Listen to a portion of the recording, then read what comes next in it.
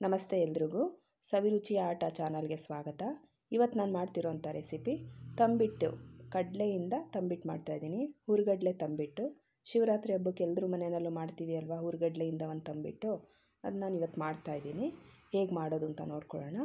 ಅದಕ್ಕೂ ಮೊದಲು ನನ್ನ ಚಾನಲ್ ಸಬ್ಸ್ಕ್ರೈಬ್ ಮಾಡ್ಕೊಂಬಿಡಿ. 5 ರಿಂದ 10 ನಿಮಿಷ ಸಾಕು ಇದು ಮಾಡ್ಕೊಳ್ಳೋದಕ್ಕೆ.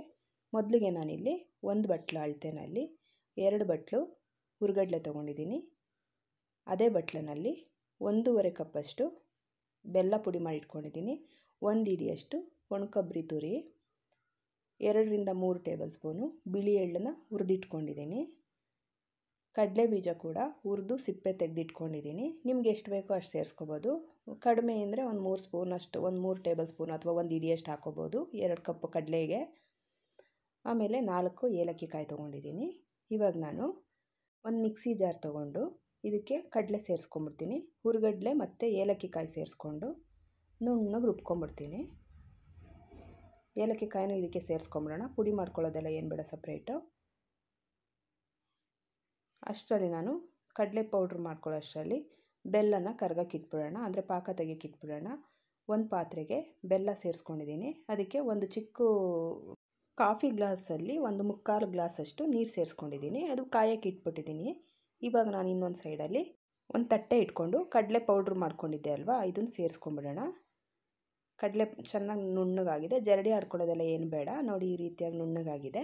ಇವಾಗ ಇದಕ್ಕೇ ನಾನು ಕಡಲೆ ಬೀಜ ಸೇರಿಸ್ಕೊತಾ ಇದ್ದೀನಿ. ನಿಮ್ಗೆ ಎಷ್ಟು ಬೇಕೋ ಕಡಲೆ ಬೀಜ ಆವಾಗಲೇ ಹೇಳ್ದಂಗೆ ನೋಡ್ಕೊಂಡು ಸೇರಿಸ್ಕೊಳ್ಳಿ. ಕೊಬ್ಬರಿ ತುರಿನೂ ಸೇರಿಸ್ಕೊಂಬಿಡೋಣ. ಕೊಬ್ಬರಿ ತುರಿ ಸೇರಿಸ್ಕೊಂಡಾದ್ಮೇಲೆ ಹುರಿದಿಟ್ಕೊಂಡಿದ್ನಲ್ವ ಬಿಳಿ ಎಳ್ಳು, ಇದನ್ನು ಸೇರಿಸ್ಕೊಂಡಿದ್ದೀನಿ. ಒಂದು ಸರಿ ಚೆನ್ನಾಗಿ ಕೈ ಆಡಿಸ್ಕೊಂಬಿಡೋಣ, ಅಂದರೆ ಚೆನ್ನಾಗಿ ಮಿಕ್ಸ್ ಮಾಡ್ಕೊಂಬಿಡ್ತೀನಿ.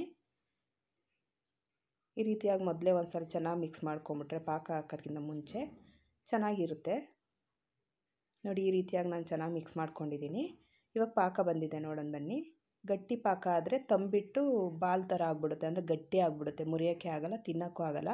ಈ ಥರ ಎಳೆ ಪಾಕ ಬರಬೇಕು, ಅಂದರೆ ಪಾಕ ಬಂದಿದೆ ಅನ್ನೋದೇ ಗೊತ್ತಾಗಬಾರ್ದು, ಆ ಥರ ಎಳೆ ಪಾಕ ಬರಬೇಕು. ಅಂಟು ಪಾಕ ಮಾತ್ರ ತೆಗಿಬಾರ್ದು. ನೀವು 2-3 ದಿವಸ ಅಷ್ಟೇ ಇಡ್ತೀವಿ ಅನ್ನೋದಾದರೆ ಎಳೆ ಪಾಕ ಬಂದಿಲ್ಲ ಅಂದ್ರೂ ಬೆಲ್ಲಕ್ಕೆ ಬರೀ ಸ್ವಲ್ಪ ನೀರು ಹಾಕಿರ್ತೀವಲ್ವ, ಅಷ್ಟನ್ನೇ ಬಿಸಿ ಮಾಡಿಕೊಂಡ್ರು ಸಾಕು.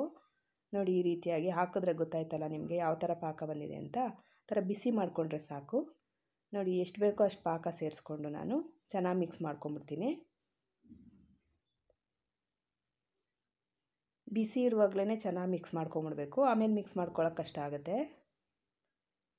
ಪಾಕ ಕರೆಕ್ಟಾಗಿ ಬಂದಿದೆ.